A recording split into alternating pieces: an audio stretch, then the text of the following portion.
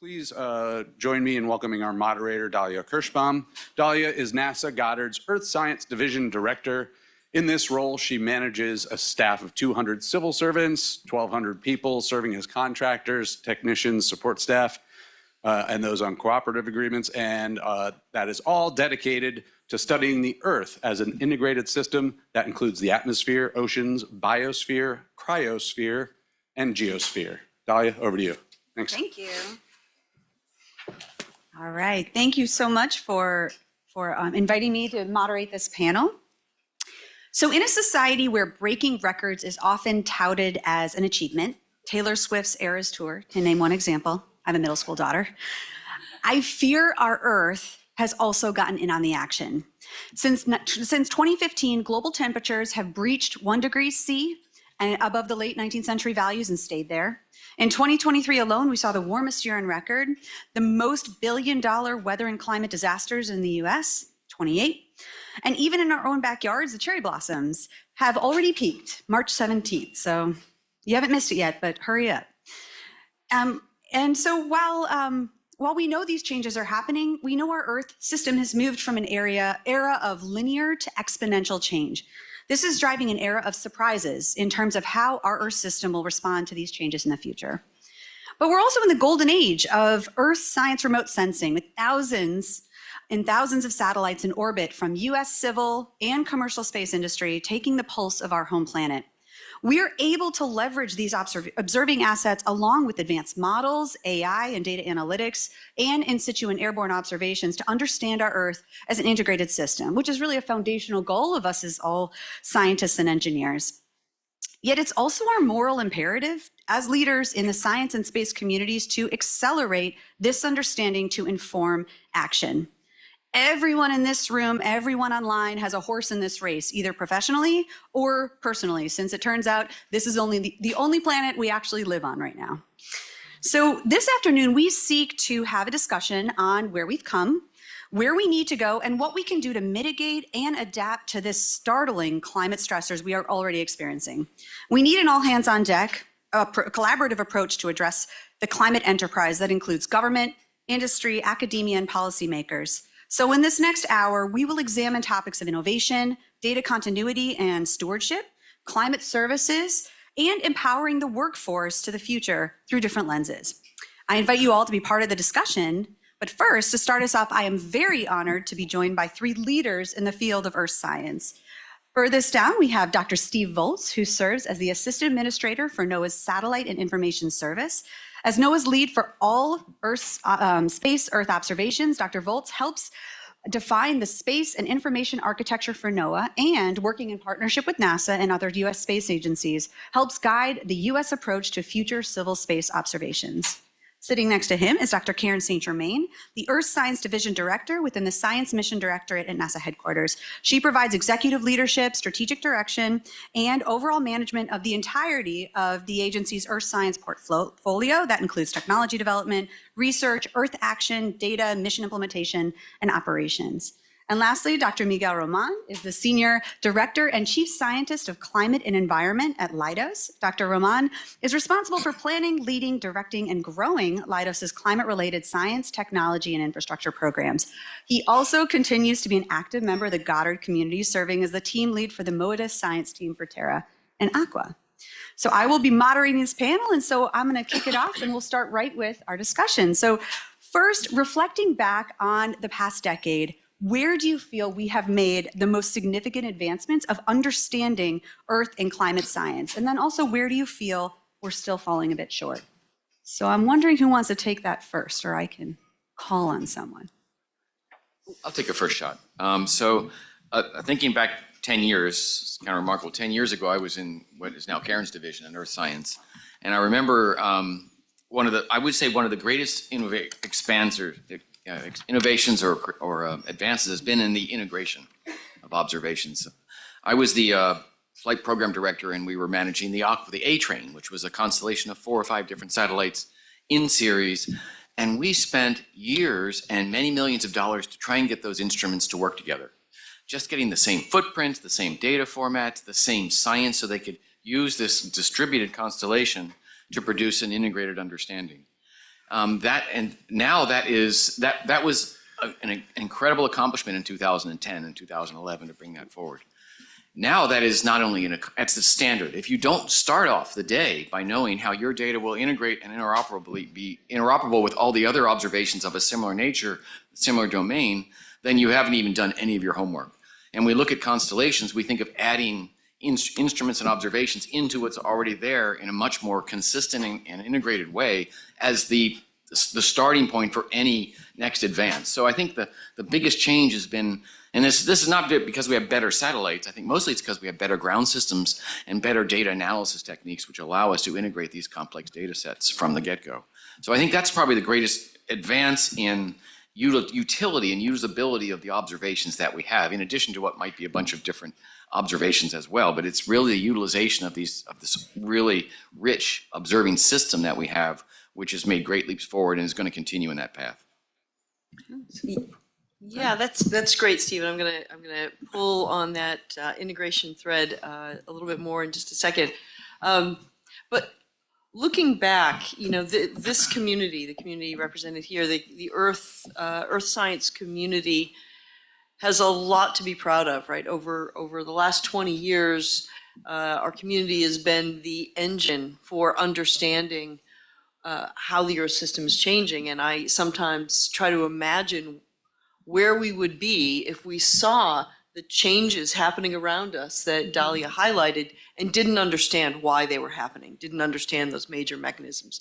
But we do because of the work that's been going on for decades.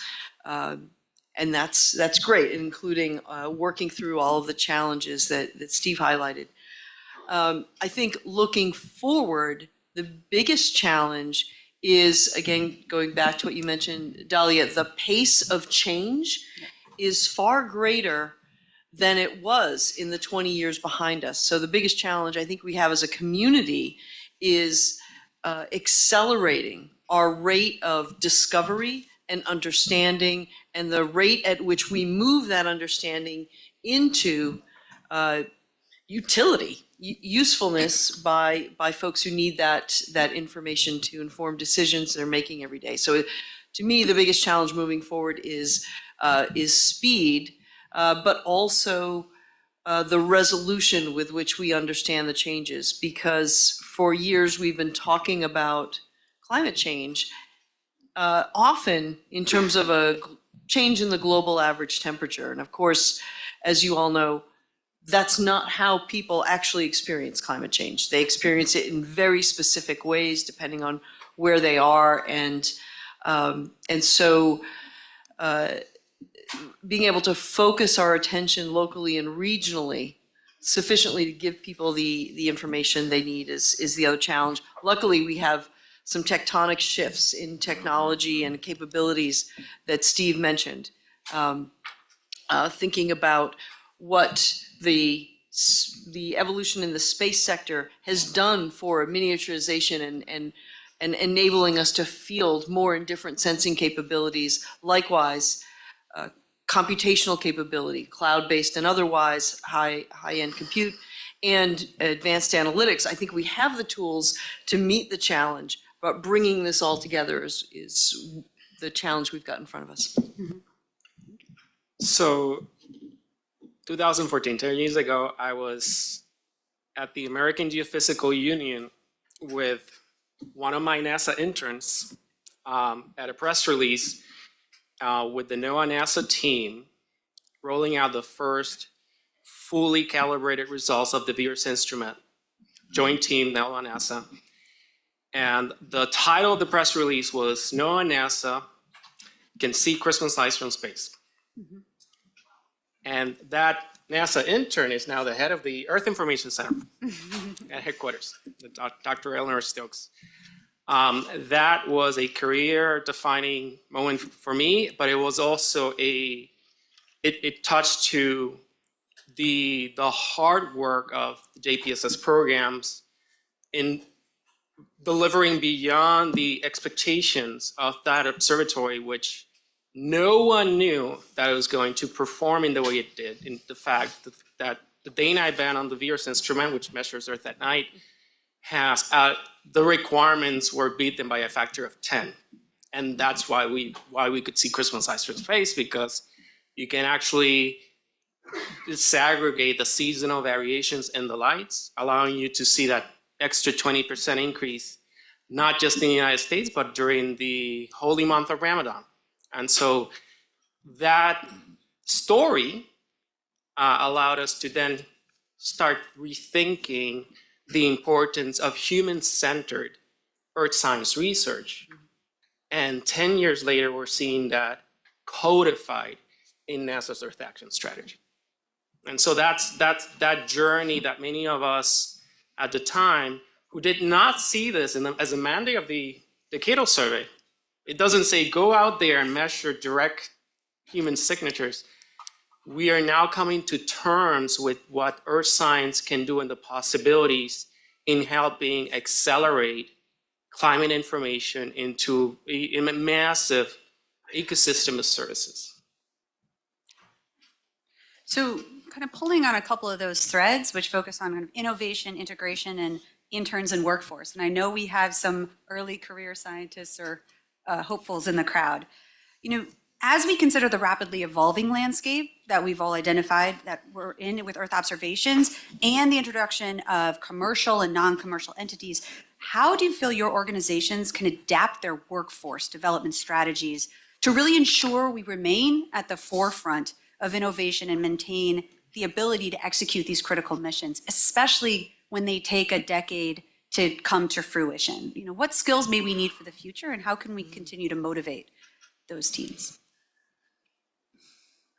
What do you think, Steve?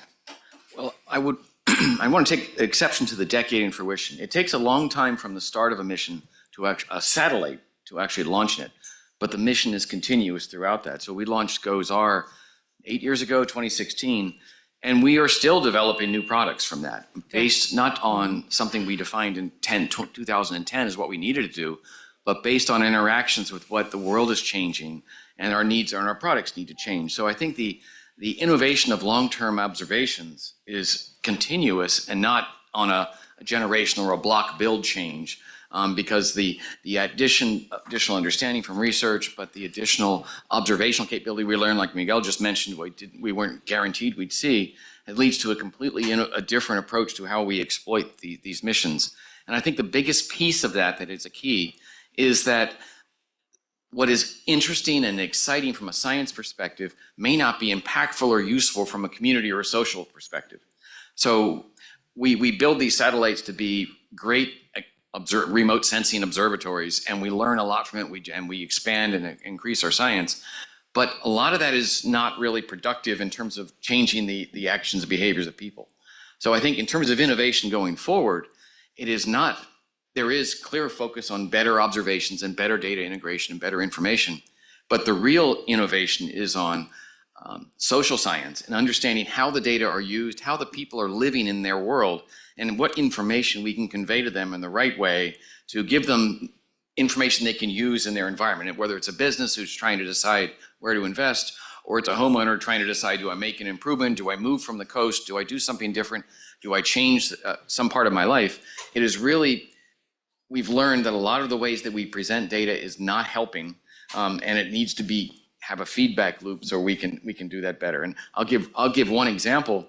In NOAA side, for example, tornado monitoring, tornado forecasting.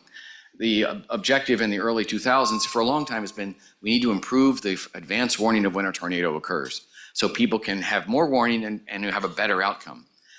And that makes sense unless you realize if you have 5 minutes warning on a tornado, you go to the basement. If you have 20 minutes warning, what do? I'll go get my daughter from grade school.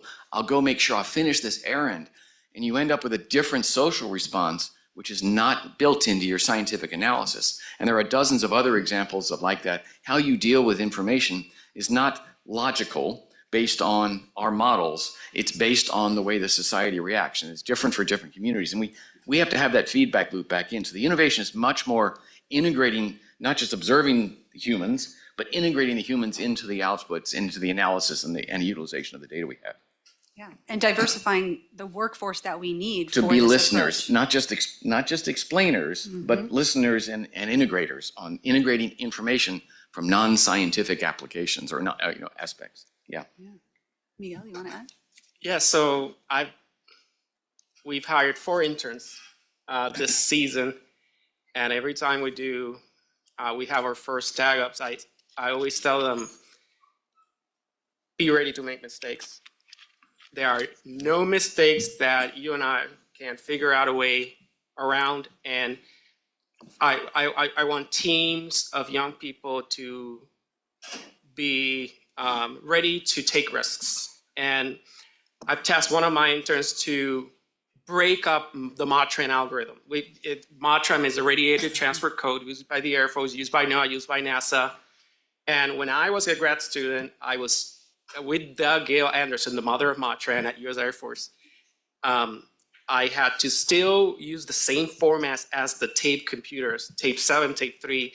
And I remember talking to Kurtomi at a MOTRAN meeting, and he was like, we never had a time to just rethink the whole system of how we do the radiated transfers. So those are the kind of projects we fund under our internal research program at Leidos. We have over $120 million budget in IRAD that we throw at problems the customer just doesn't have time. I wish we could do this. So that's one part. And how you generate climate information, you have to fundamentally rethink the legacy of advancements in theoretical remote sensing. That we got to upgrade that, right? Then, as Steve was saying, the delivery of climate services is an area that needs so much work. We're at NASA. There's a very smart tool called Worldview, and you can access all of NASA's data holdings off of your cell phone, and that's a very smart thing to do. If you want to be smarter, then you're tackling some of the problems you can't do out of a web browser. Like, we have a commercial arm where our energy and infrastructure automation team is in charge of dealing with, so what happens with power lines caught on fire? Like PG&E fires, the ones we just saw in Amarillo, Texas. You can't fix that in a worldview system. You got to be smarter about how to deploy things proactively in a simulation environment. And believe it or not, I have an IRAD with 2 interns, and I had to sign a waiver because they have Fortnite, the game your kids play, and maybe some of the college, and they use the Fortnite engine, and they're adding NOAA and NASA data inside the Fortnite engine to simulate UAVs over power lines, which, guess what? You don't have a FAA approval to go through the easement of a power line. So you're proactively looking at how to mitigate the fires that are leading to so much havoc across our infrastructure. So take risks. Cannot be risk averse, but you have to have sort of that capital and that talent that can scale that for decades. And so that's the part that we're trying to do. Yeah, I'll just, so those are really both great points. I'll just say that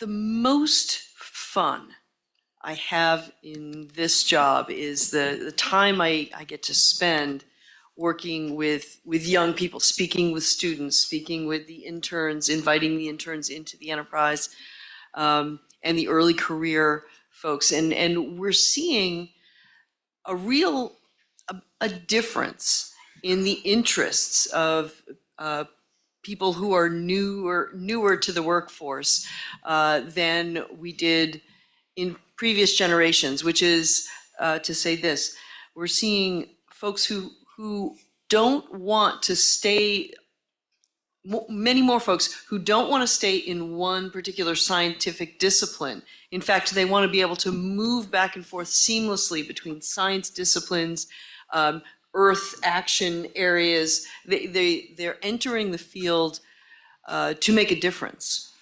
And so we have to adapt our structures to make room for people who want that kind of career.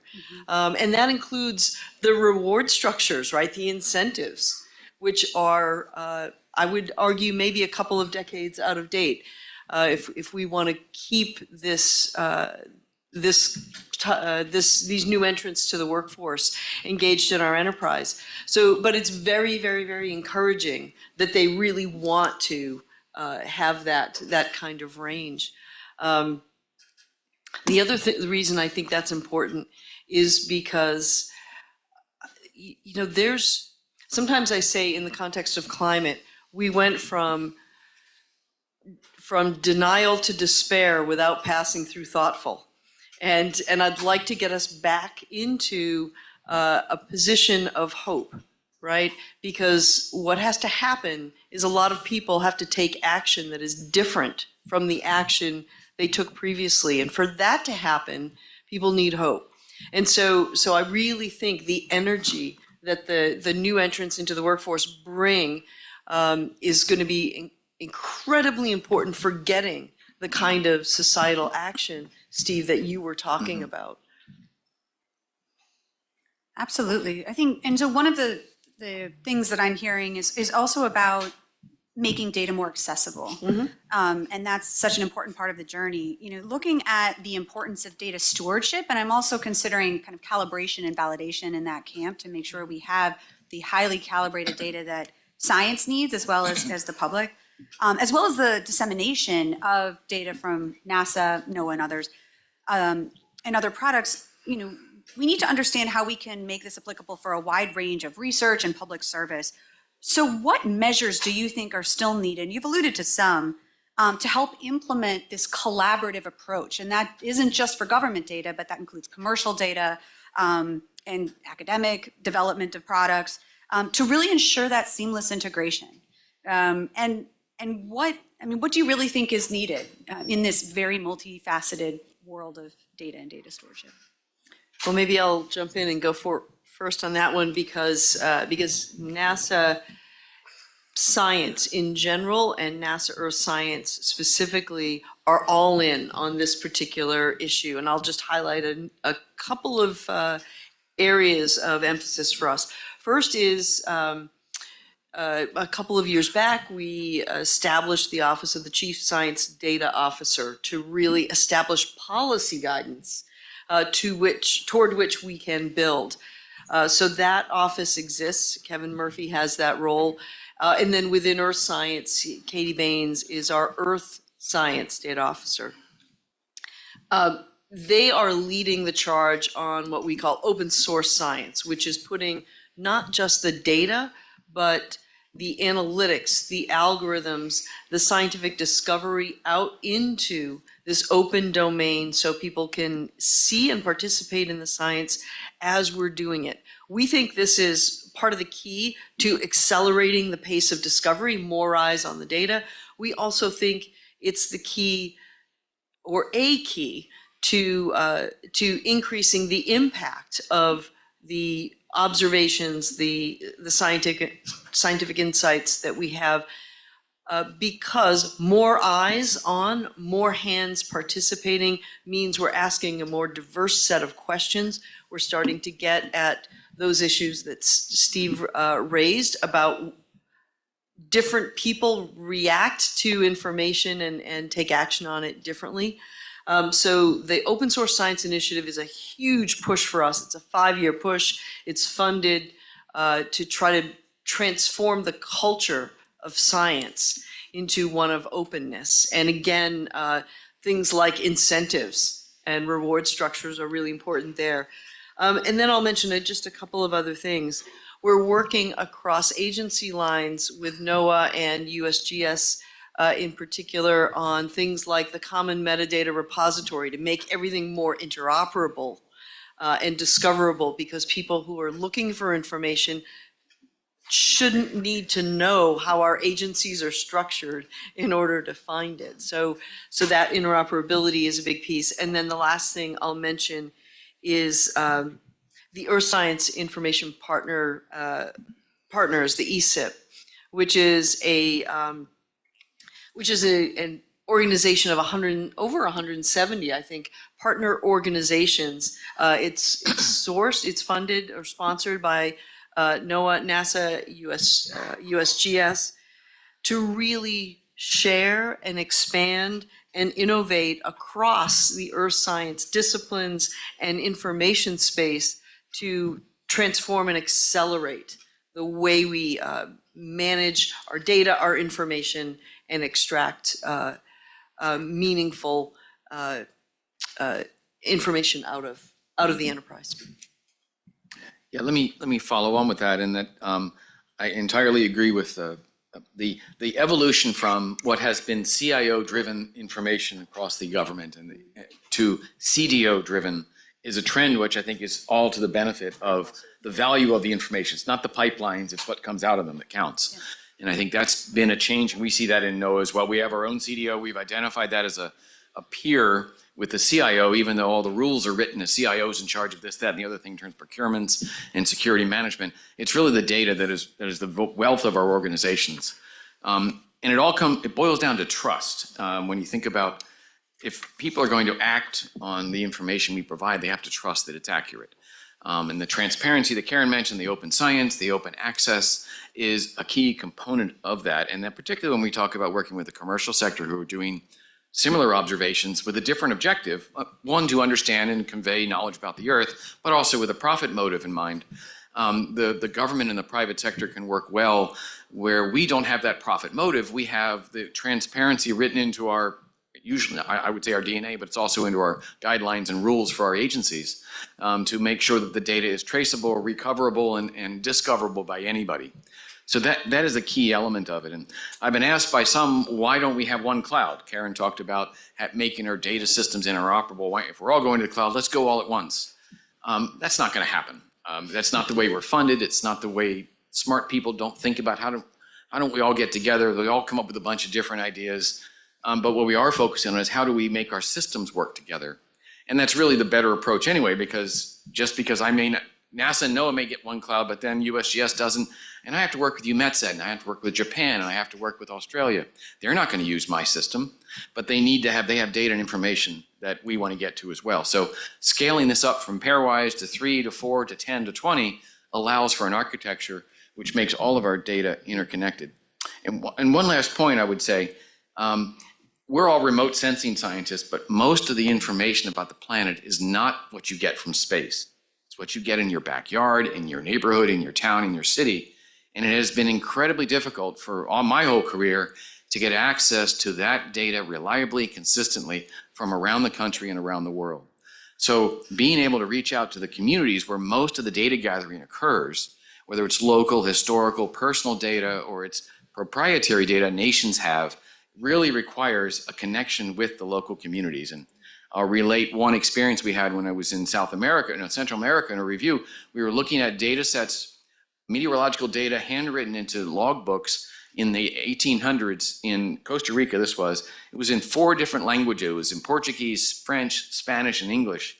But it was an archival data set which nobody else had access to, which we now are integrating into our archive history data set. But there's value in that, but there's also the connection then to the community that produced it has a piece of the solution. They're a part of the information management system, and it brings in that connection and that buy-in, which is really essential if we're going to be partnering in the exploitation and the utilization of the information. If a community thinks they're a part of the system, then they're much more engaged and involved in actually trying to use the data as well. I'll make 2 points. Core infrastructure for climate information is something that I care a lot about. Oftentimes, when the bill comes, NASA and NOAA are the only ones paying the bill.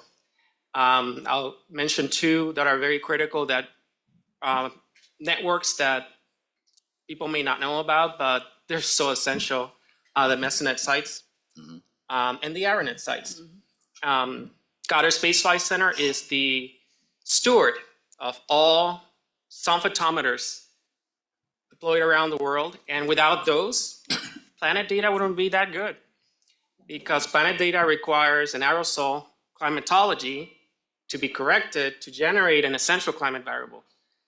And so where we do a data buy, that data feeds into a core infrastructure, and it has interdependencies, not just in terms of generating climate information, but generating a long-term record, because there's only 4 sites to calibrate commercial satellites, and they're all run by NASA under the framework of the Committee on Earth Observation Satellites.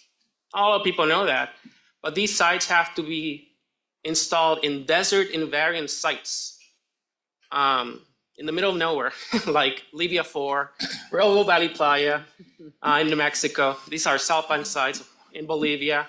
The GHOST 16 team, but the GHOST team also invests in that, by the way. So core infrastructure is the engine that enables climate information. The second point I'll make is it's important to have industry to invest in that infrastructure. Our little contribution to that on the LIDAR side is by maintaining the surface radiation networks in Mammoth Lake, Alaska. I'm sorry, in California, Mammoth Lake. We have the tallest AeroNet site in the world. And it's used by not just NASA and NOAA to generate products, but also folks like the Army to understand mobility in austere environments. Because guess what? That requires missions like SWAT and missions like Landsat to measure snow water equivalent. You can't get effective variables to drive decision-making and operational decisions for our troops without these sites. And so it's important for us to start making those connections because it's just critical for operational decision-making, both civil and defense. And that's where Leidos comes in. We help integrate across the federal agencies to generate information, but also to help develop, use, and inform policy. And that's a touchy one, but we do have contracts at the DoD to help decarbonize the Pentagon. And that may be just an executive order, but it's something that we just need to continue on and push to make sure that that knowledge value chain can be sustained.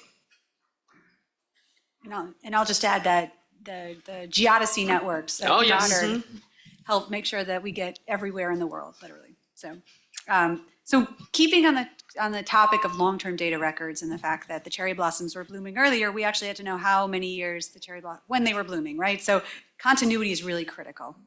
So keeping in that vein, I'm really interested to hearing thoughts on how we can develop a systematic plan to identify, prioritize, fund, and implement some of these sustained observations. We can't do everything, but what role do you feel your organizations should play in fostering that multidisciplinary approach to understanding essential Earth variable continuity?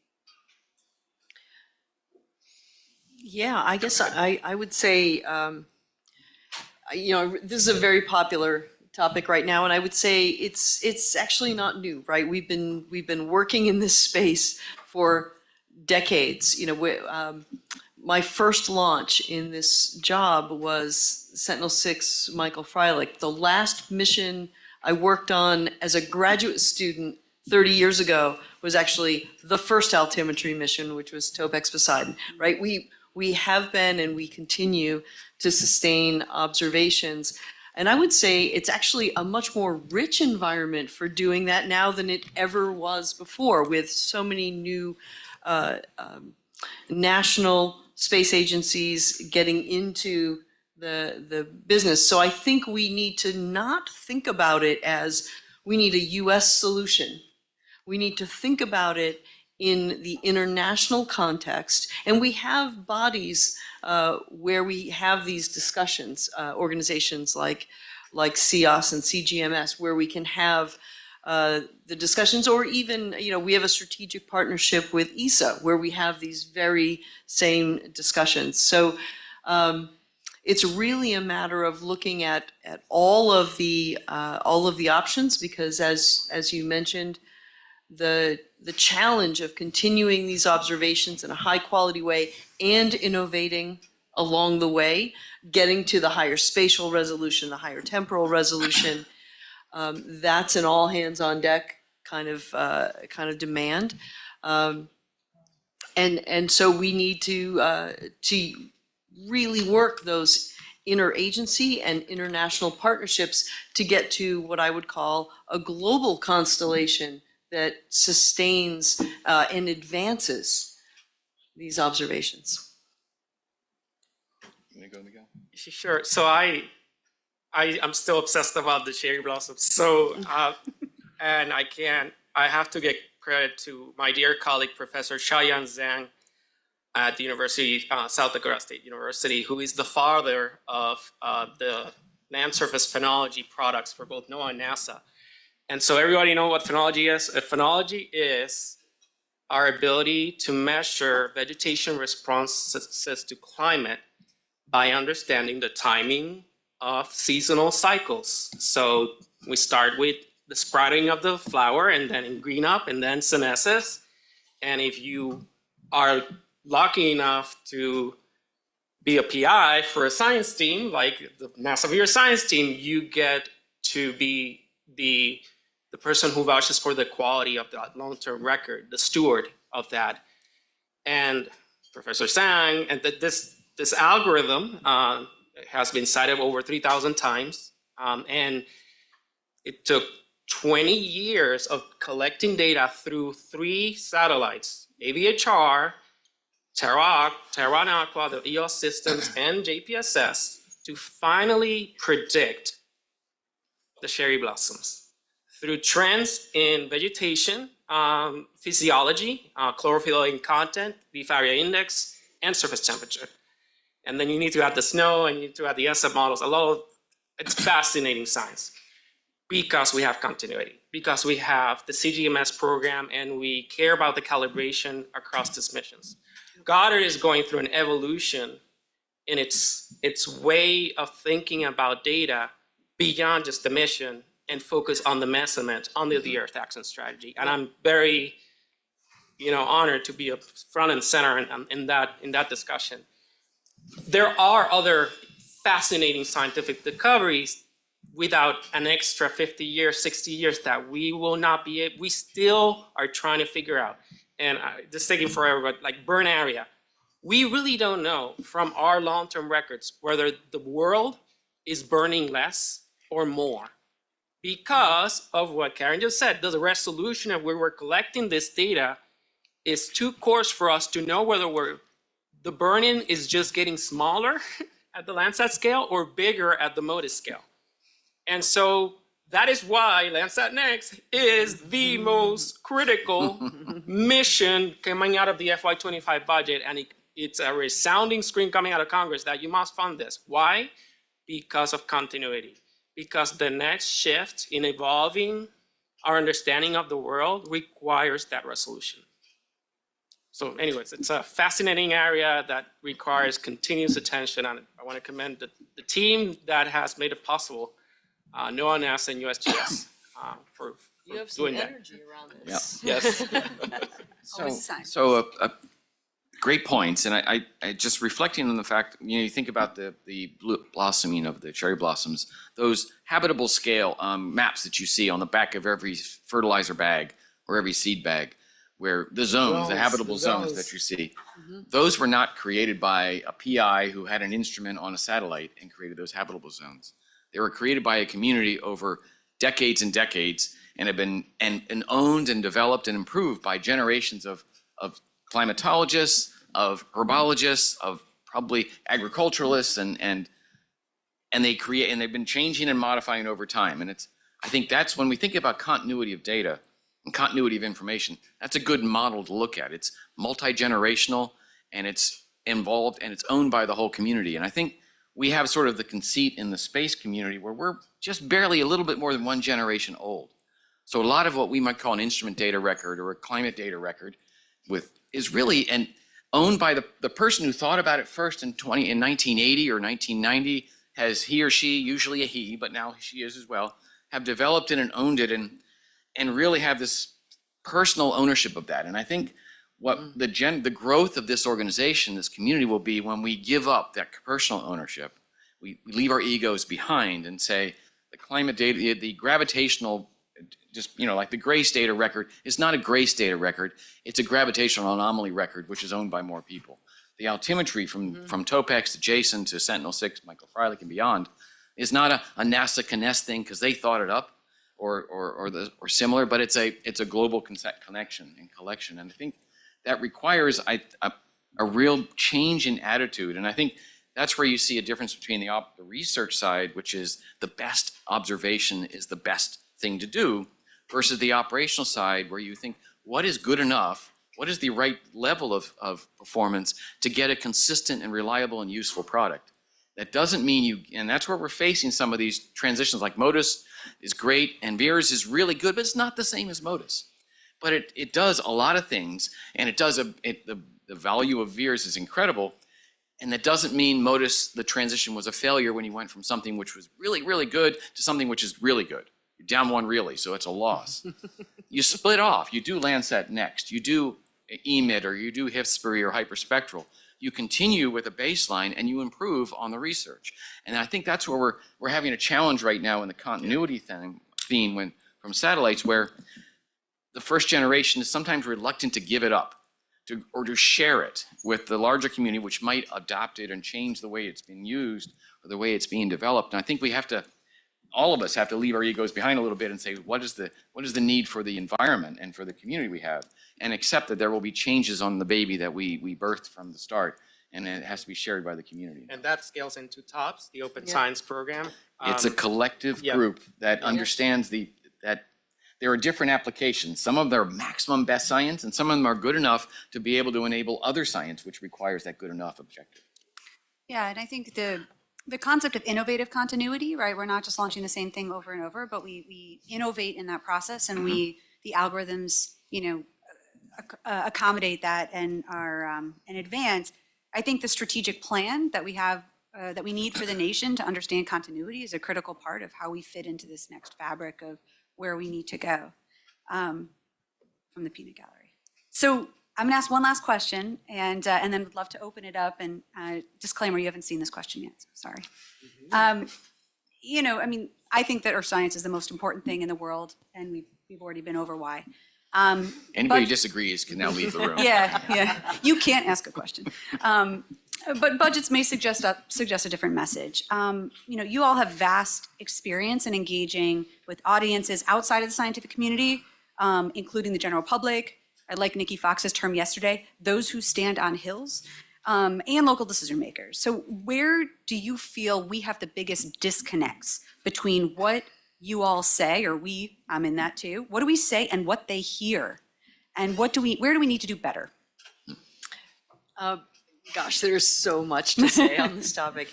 And I just jumped right in here, sorry Go guys. For it. So as a science community, we are really good at and accustomed to speaking to our own community in our own language. That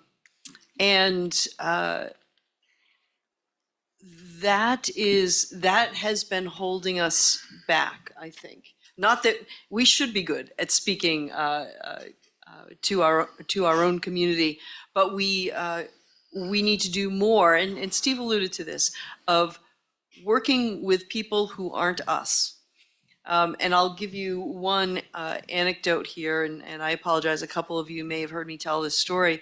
Over the last couple of years, we've been spending a lot of time with the agriculture community.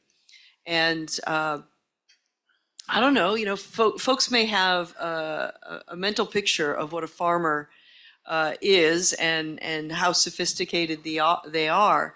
I will tell you that the agriculture community is extraordinarily scientific, extraordinarily sophisticated, extraordinarily data-driven. They are our people.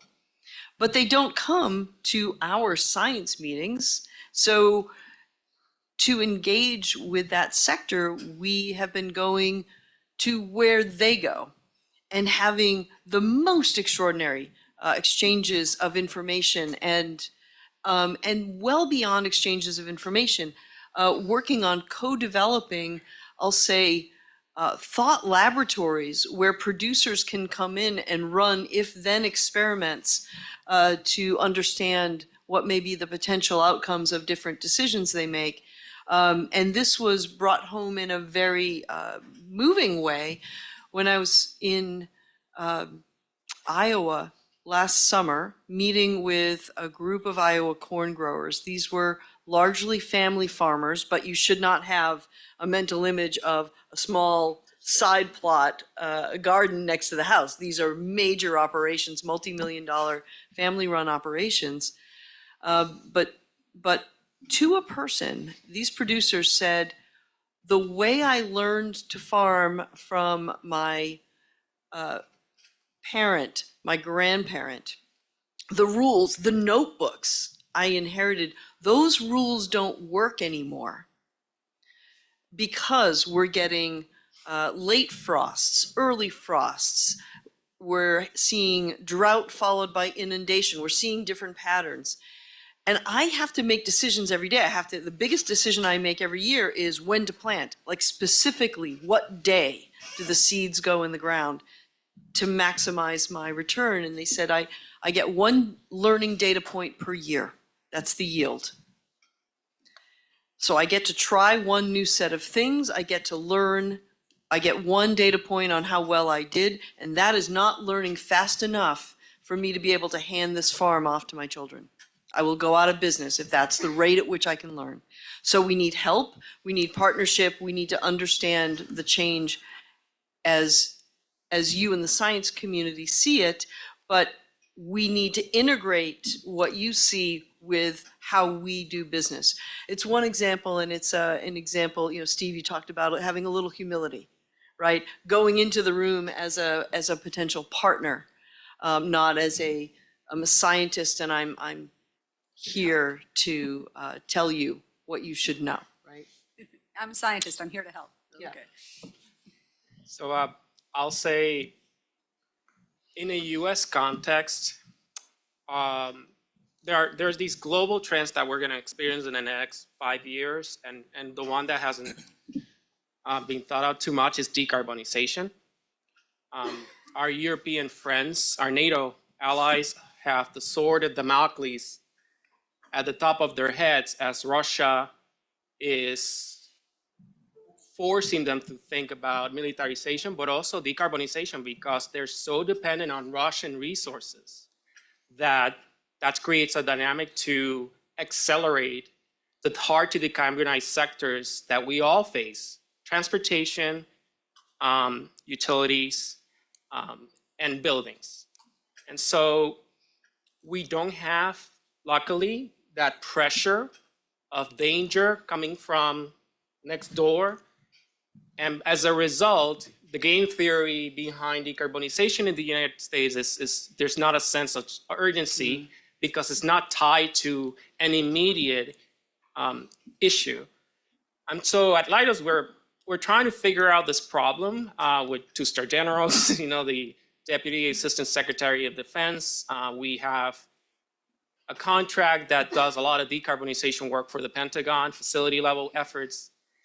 And that is an area where communicating mission resilience in a way that doesn't say the C word, climate, makes it takes some time to put people on in the room and tell them this is going to help the war soldiers in ways of efficiency and resilience. And so I think that is the part where we on the federal and commercial side, we're trying to do our part, because it's just so hard to do that based on a civil program. You've got to bring in industry on board, and we bring the communicators, the McKinseys, the RMIs, the ICFs into the table to try to tackle that program together.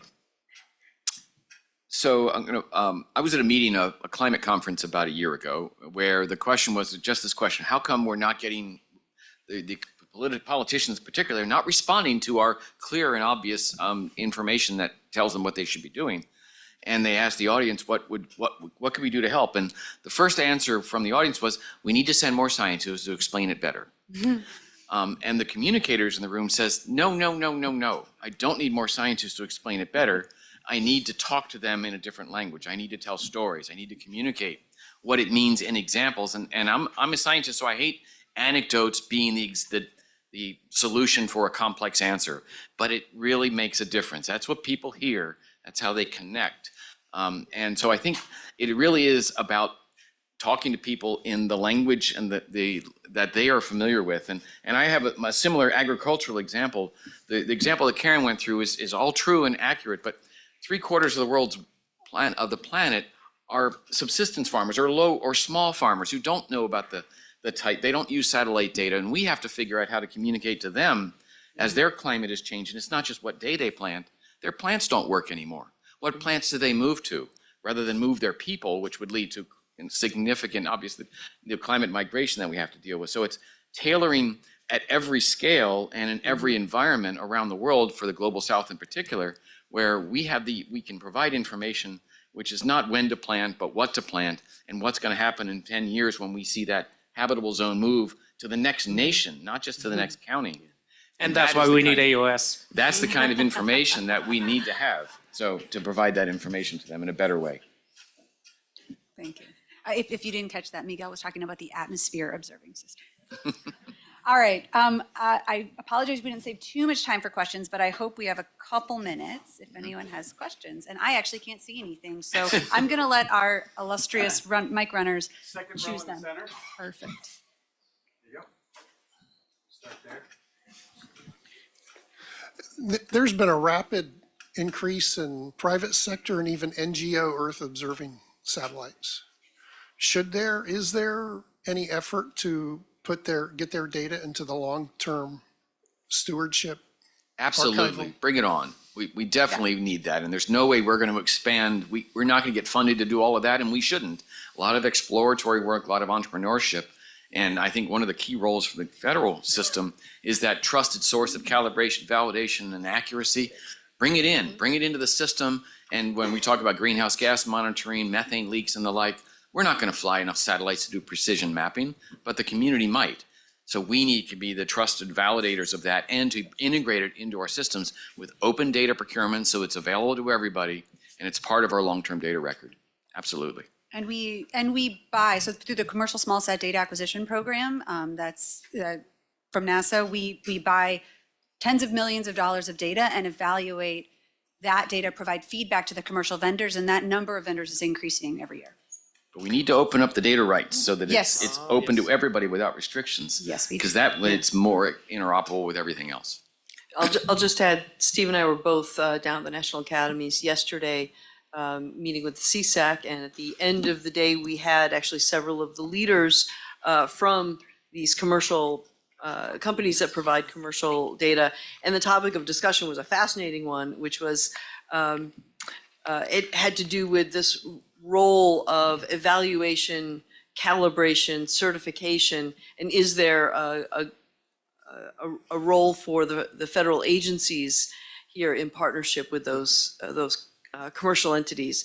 So it is a very, very active area of conversation, not just, I agree with Steve, not just about the if, but how we would do that in a meaningful way. So, my view, NOAA offers authoritative source of data for climate services. NASA offers unassailable products for Earth systems. And that's something that the public needs to understand and appreciate, that it's a fiducial responsibility for the public good. And obviously you can add value to that. I see it, for instance, I worry sometimes about, like, for instance, when we had social media and everybody thought, oh, this is beautiful, wonderful, I'm gonna be able to reconnect with my old high school buddies. And then suddenly I had to disconnect my Facebook account because it was just trash. It was just too much. There's a proliferation of more information and disinformation. And at a personal level, we have worked so hard in the last 40 years to make that data authoritative to help improve decisions. You know, as an instrument lead, I cannot allow false fires to fit into a mapping system, because then you're sending firefighters to a place where there's no fire, right? And so let's do it right. Let's ensure that there's rigorous review of the entire traceability of these, because it's a life-saving thing that you're dealing with here, just like the weather forecast. Like you have to treat it very carefully. And one cannot be at odds with each other in terms of budget issues. And the problem that we're having now, and I can say this, I'm a contractor, is that commercial data buys are eating up the core budget for earth science on the NOAA and NASA side. It's not plussed up. It has to be done on top of maintaining the observatories. That's being forced into by Congress. That's unacceptable. We grow together, but we can't touch the unassailable authoritative store of data. That must be there. So this is actually a perfect lead-in to my question, which ties also with the Cislunar talks from yesterday about innovation not being solely technological, but a social undertaking. Karen, I think earlier you talked about Earth System Observatory being international. We talk about, commercial and industry. What role do they play? And so my question for the panelists is, what do you see as the biggest social undertakings for this collaborative Earth system observation, cross-government industry, in particular, the audience of this room? Social undertaking, I'm not quite sure how to interpret that. I would say we all have a mission to, or Karen and I, and Leidos is different slightly, we have a mission to support the United States. That's what our jobs are defined, to really provide services and return to the nation. And we do that. Salute, check the box, yes we do.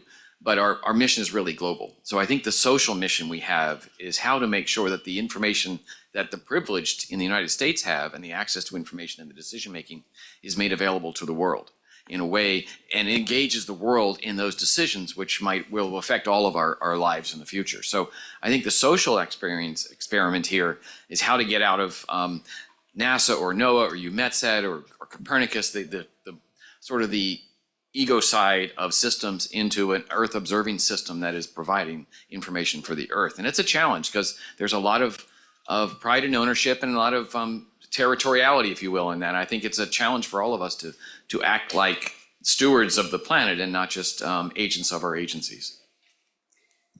So I'm gonna interrupt y'all unless you have something, because I want to take one last question, and we're borrowing the next panel's time. And you can answer this question after the next question. Do we have one more in the back? Yes, so this is Alexa Halford, ITM Lab Chief at NASA Goddard. So you're a close neighbor, but in a slightly different division. And I just want to say this has been really interesting and thank you for all the comments. And I'm wondering if you guys have resources about how to better share our data, how to approach these different communities, especially like communities like the ag community, where we know that they're doing ionospheric modeling without any knowledge from the scientists ourselves. And we want to be able to help, make sure our science is useful to people, but don't necessarily have the experience that you guys do with how to approach these communities. So I was wondering if you have resources that we can all learn from each other with for this. Go ahead, Karen. Why don't you go? I'm trying to look something up right now. She's going to try, I don't know where to look it up, but I think that's an excellent point in that we're great at everybody bring your data to us and we'll then make it available. But what we're not doing is providing that sort of matchmaking function that we can serve as well. As we bring in people, we should expect the people who come to the party to talk to each other as well and not just talk to us. And we don't do that well enough. And I'll take that as an action to figure out where and how. I'm sure my team is saying you missed an opportunity here to Steve to mention these 10 opportunities. But I think that is something we should do better. And collectively, we should bring in communities together and they talk to each other at the same time in sort of a collider approach where they have opportunistic meetings which don't require us to be part of the conversation. So I won't even tell you what my phone just did, but yeah, no, it's so everything Steve said is true. We do have though a couple of resources available for folks right now. We have an applied sciences handbook where we've captured the lessons that the NASA Applied Sciences team has learned over decades about how to engage with user communities who aren't us, and it's packed with really useful insights. We also have the early adopters programs and an early adopters handbook, which is to say, how do we engage with people who we think might benefit from the kinds of information we have, and how do we engage with them early? So we do have a couple of resources available right now, and I can find the links to them, and I don't know if there's a place where we can post them, but There is one that I would say, there's a group called Group on Earth Observations, which is a global collection of 115 nations and about 200 participating organizations, which include a lot of multinational NGOs, Earth observation technology groups. And that group itself, it's called earthobservations.org, has a portfolio of 50 or so ongoing activities which are integrative of different, which are outcome-based activities with integrate lots of different opportunities for engagement. And that's one place where you find lots of like-minded people, whether it's mangrove forests or we're dealing with flood mapping in around the world, that you might find a good source with lots of other similar players who are in the same domain.